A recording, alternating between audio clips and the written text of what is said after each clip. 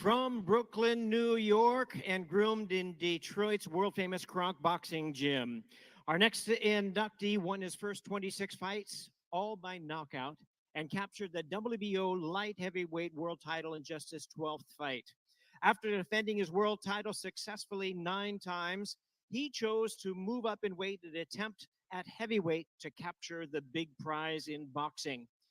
Michael Moore stopped Bert Cooper for the WBO heavyweight title in the fifth round and became the first southpaw heavyweight world champion in the history of the sport. Later, he unified the WBA and IBF crowns with 12-round win over Evander Holyfield, then recaptured the IBF belt with a win over Axel Schultz in Germany. He left the sport in 2008, compiling a professional record with 40 knockouts in his 52 wins. It gives me great pleasure to introduce our next Hall of Famer.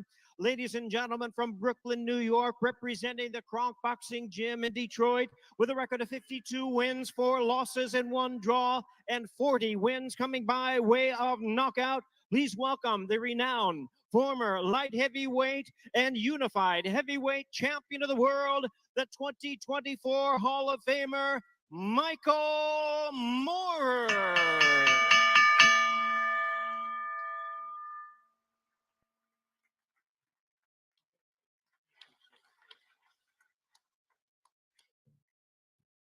Thank you. Well, I told everybody last night we was gonna have a little excitement today, but we're not. We're not. So y'all don't have to worry. A little sick. Got a little sick last night. Like I stated yesterday, I get nervous, so bear with me, please. I'm gonna do some reading from what I wrote down. Okay. Good afternoon. I would like to express my gratitude to the Boxing Writers Association of America and acknowledging my body of work and deeming it deserving of this esteemed honor. I am deeply honored to be mentioned alongside the greats Jack Johnson, Joe Louis, Muhammad Ali, Rocky Marciano, Sugar Ray Leonard. Their greatness serves as a constant inspiration to me. Among my peers, I stand alone. I stand alongside Mike Tyson, Riddick Bowe, Lennox Lewis, and of course, Big George Foreman and Evander Holyfield. George, you still have outstanding obligations to fulfill. I believe some reparations are in order. A modest 10% of royalty check from those damn burger machines, will certainly do some comfort to my emotions. Pass it on, pass it on. First and foremost, I would like to express my gratitude to the higher power for ensuring the safety of both my competitors and me, um, allowing us to return to our loved ones. I am grateful to have had the opportunity to participate in the sport that I'm passionate about at the highest level. I am grateful to my mother for understanding the distinction between hyperactive child and misbehaving child. I am grateful to her for stepping aside and giving my grandfather the opportunity to accompany me by my inaugural boxing gym. I am grateful to my grandfather for his straightforward demeanor, t- teaching me the values of perseverance through diligent effort and introducing me to the sport that would have a profound effect on my life. I express my gratitude to Emmanuel Stewart for bringing me to Detroit, Michigan, a place that holds a special place in my heart and a renowned Kronk gym, where champions are forged through the power of competition.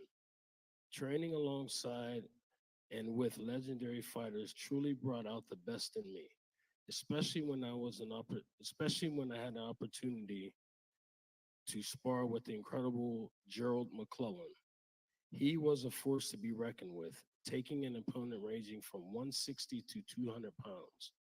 After my intense training sessions with Gerald, I was able to dominate anyone who dared to face me once the contract was signed.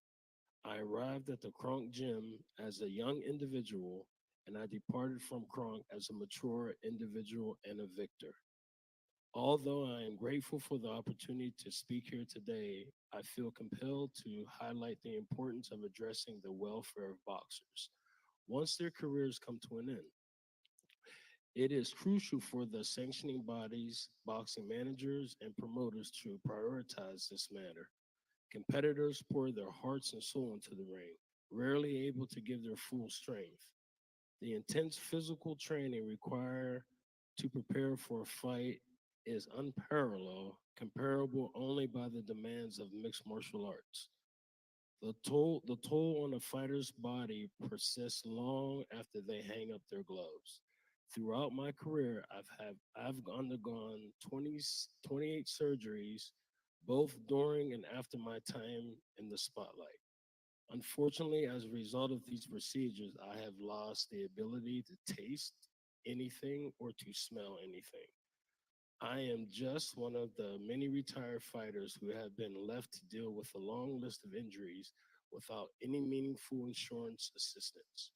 My dear friend McClellan Wood, whom I mentioned earlier, unfortunately had to end his boxing career due to devastating brain injury sustained during the fight in 1995. Football, a sport known for its physicality, has acknowledged the impact of repeated head injuries. Football players don protective gear like helmets and padding, while we boxers rely on competitor gloves weighing 6 to 10 ounces, a fitted mouthpiece, and a cup. It's interesting to note, though, that boxing is the only sport that isn't played. You participate in a variety of sports, including football, baseball, basketball, and hockey. Although I have, although I've hold great admiration for all the athletes, boxing is a different game altogether. It is imperative for professional boxing to consider the inclusion of the super heavyweight division. Joe Louis, the heavyweight champion, weighed in 195 pounds, while Rocky Marciano and Floyd Patterson both weighed in less than 190 pounds. Today, the division frequently sees fighters who weigh over 250.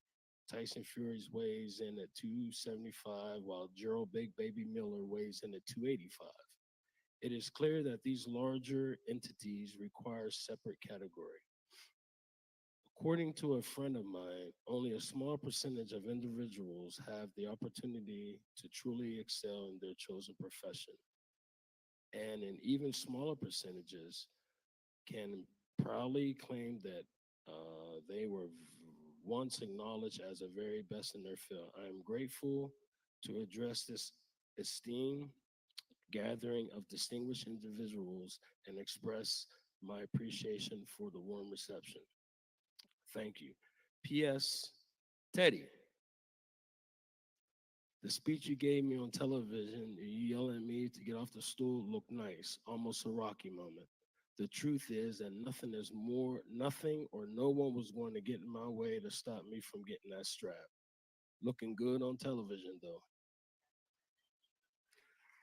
You know,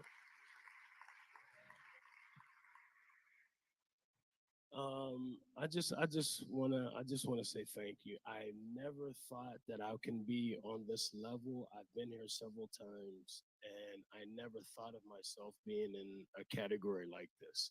But I'm very grateful and to be in the record book so my kids can be able to see the accomplishments that if you work hard, you can go out there and do anything you put your mind to. Thank you so much, and God bless you guys.